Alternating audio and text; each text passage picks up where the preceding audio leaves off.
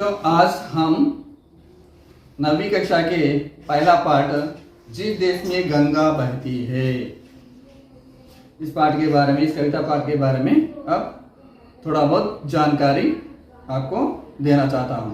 Okay, जिस देश में गंगा बहती है, ये एक कविता पाठ है। ओके, अब एक बार इस पाठ के अंतर्गत जाने के पहले एक चित्र देखिए। इस चित्र में क्या क्या दिखाई दे रहा है, आप देखिए चित्र में क्या क्या दिखाई दे रहा है। चित्र में एक कबूतर, एक कविता, सूरज और कुछ फूलों के पेड़। ओके, अब देखिए इस चित्र के संबंधित 3 प्रश्न पूछे गए। चित्र में क्या क्या दिखाई दे रहे हैं, अब देखिए चित्र में क्या क्या दिखाई दे रहे हैं। एक कबूतर, कविता और सूरज और कुछ फूलों का पेड़। अब देखिए, और केसरिया रंग, सफेद रंग, हरा रंग। ओके, अब दूसरा प्रश्न, इस चित्र में आपको क्या अच्छा लगा और क्यों? इस चित्र में मुझे कबूतर अच्छा लगा, वो क्योंकि वे सफेद है, वे शांति की चिन्ह है, इसलिए मुझे कबूतर अच्छा लगा। इस चित्र से हम क्या संदेश मिलता है? इस चित्र के द्वारा మనకు శాంతి అనే సందేశము మనకు లభిస్తున్నది। ఓకేనా? जिस देश में गंगा बहती है అనే కవితా పాఠకు సంబంధించిన మనం 3 ప్రశ్నల గురించి తెలుసుకున్నాం। ఇప్పుడు ఈ పాఠం యొక్క ముఖ్య ఉద్దేశం देशभक्ति गीतों का संकलन कर उसके पठन की प्रेरणा देना इस पाठ का उद्देश्य है। भारतवासी सत्य, अहिंसा, धर्म, न्याय, परोपकार, सद्भावना, मानवता आदि महान गुणों का पहचान है। అంటే ఈ పాఠం వల్ల పిల్లవాడికి ఏం లాభం, ఉద్దేశం ఏంటిది అంటే, ఇవి దేశభక్తికి సంబంధించిన గేయాలు, పాటలు మన పిల్లవాడు గ్యాదర్ చేసుకుంటాడు। తర్వాత మనమందరం భారతీయులం కాబట్టి ఇందులో భారతీయుల యొక్క గుణాలు సత్యము, అహింస, ధర్మం, న్యాయ, పరోపకారం, సద్భావన, మానవత ఇవి గొప్ప గొప్ప గుణాలు కేవలం భారతీయుల్లో ఉంటుందని తెలుస్తుంది। ఓకేనా? अब देखिए, जिस देश में गंगा बहती है, जो कविता पाठ का कवि का नाम है।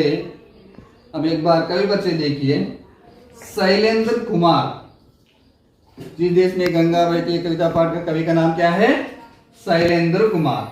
इनका जन्म 1966। ओके, और उनकी असली नाम शंकरीदास केसरीलाल। असली नाम क्या है? शंकरीदास केसरीलाल। ओके, और ये हिंदी सिनेमा जगत के प्रमुख गीतकार है। हिंदी सिनेमा जगत के प्रमुख गीतकार है। इनकी प्रसिद्ध गीतों के सिनेमा यहूदी, अनाड़ी, ब्रह्मचारी। ओके, और इनको 3 बार फिल्म फेयर पुरस्कार से सम्मानित किया गया। ओके ना? जिस देश में गंगा बहती है कविता का लेखक का नाम क्या है?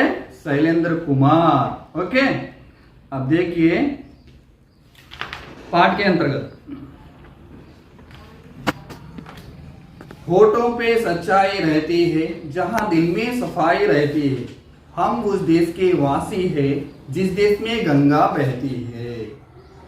मेहमा जो हमारा होता है वो जान से प्यारा होता है, ज्यादा का नहीं लालच हमको, थोड़े में गुजारा होता है। मिलजुल के रहो और प्यार करो, एक चीज यही तो रहती है, हम उस देश के वासी है जिस देश में गंगा बहती है। ओके, होठों पे सच्चाई रहती है, जहां दिल में सफाई रहती है, हम उस देश के वासी है जिस देश में गंगा बहती है। अब ఈ పాట, ఈ కవితా పాఠానికి సంబంధించిన సారాంశం మన తెలుగులో విన్నట్లయితే, హోఠోं पे सच्चाई रहती है, ఎవరి పెదాలపైన నిజాలు అంటే నిజాయితీగా ఉంటారు, సత్యంగా ఉంటారు? భారతీయులు। జహాं दिल में सफाई रहती है, భారతీయుల యొక్క మనసు ఎలా ఉంటుంది? నిర్మలంగా, కల్మషం లేకుండా చాలా సాఫ్ట్గా ఉంటుంది। అటువంటి హమ్ ఉస్ దేశ్ కే వాసి హై. అటువంటి అంటే ప్రజలు ఎలా ఉన్నారు? సచ్చాయిని మాట్లాడే వాళ్ళు, వాళ్ళ మనసులో కల్మషం లేని వాళ్ళు. ఆరు ఎక్కడ ఉంటారు అంటే గంగ ప్రవహించు దేశంలో. జిస్ దేశ్ మే గంగా బహతి అంటే దీనికి అర్థం ఏంటిది? గంగ ప్రవహించు దేశంలో అని అర్థం. ఓకేనా? ఇక్కడ ఈ ప్రజలు భారతదేశంలో ఉన్న భారతీయులు పౌరులు ఎలా ఉంటారంటే होठों पे सच्चाई रहती है, जहाँ दिल में सफाई रहती है, और उस देश के वासी है वो जिस देश में गंगा बहती है, गंगा प्रवहिंचु देशंलो. मेहमा जो हमारा होता है, मेहमा అంటే అతిథులు. అతిథులు భారతీయుల సాంప్రదాయం ప్రకారం అతిథి దేవో భవ అంటాం. అతిథులను కూడా చాలా మర్యాద పూర్వకంగా వారిని చూసుకుంటారన్నమాట. మెహమా జో హమారా హోతా హై వీ జాన్ సే ప్యారా హోతా హై. మన ప్రాణాల కంటే ఎక్కువ వాళ్ళని మనం ప్రేమిస్తాం. ఎందుకంటే గెస్టులు అంటే అతిథులను మనం చాలా మర్యాద పూర్వకంగా చూసుకుంటాం అన్నమాట. కేవలం అది భారత సాంప్రదాయం, భారతదేశంలో ఉన్న ఆ కల్చర్ మాత్రమే ఉంటుంది. జాదాకా నహి లాలచ్ హమ్కో అంటే అత్యాశ అనేది మాకు ఎక్కువ ఉండదు. ఉన్న దాంట్లోనే మేము తృప్తిగా జీవించగలుగుతాం.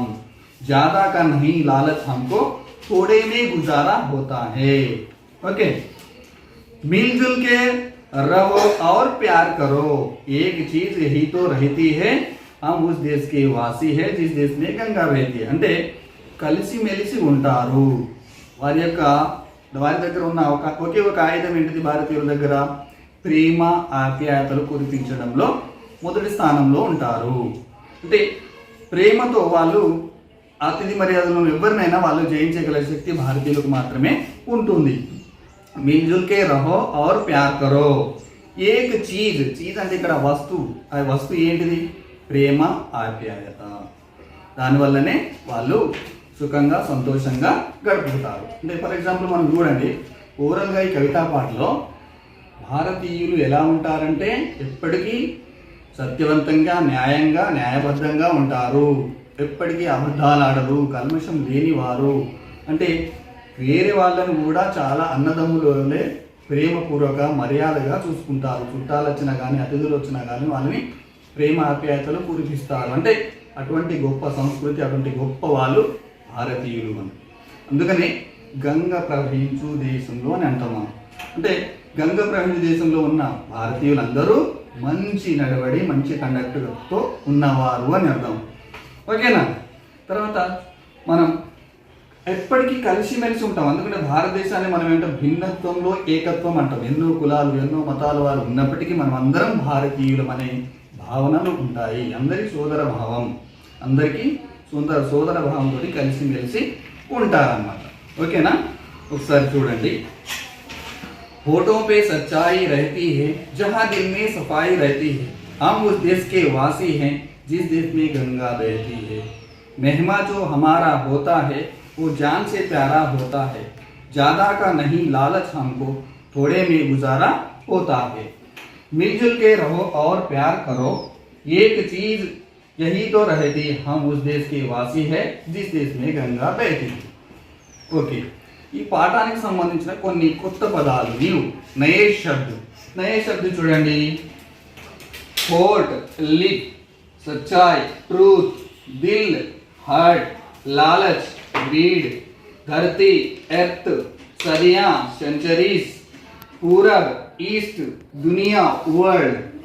अदे विधंगा विलोम शब्द सच्चाई, झूठ, थोड़ा, ज्यादा, प्रेम, द्वेष, प्यार, नफरत.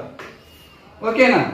మళ్ళీ ఒకసారి చూడండి. ఒకసారి కవి పచ్చాన్ని మనం చూసినట్లయితే, जिस देश में गंगा बहती है कविता पाठ का लेखक का नाम क्या है? शैलेंद्र कुमार. उनका जन्म 1923 से लेकर 1966 और असली नाम शंकरी दास केसरी लाल. ये हिंदी सिनेमा जगत के प्रमुख गीतकार है. प्रसिद्ध फिल्म गीतों का नाम है यहूदी अनाड़ी ब्रह्मचारी, और इनको 3 बार फिल्म फेयर पुरस्कार से सम्मानित किया गया. Okay, thank you.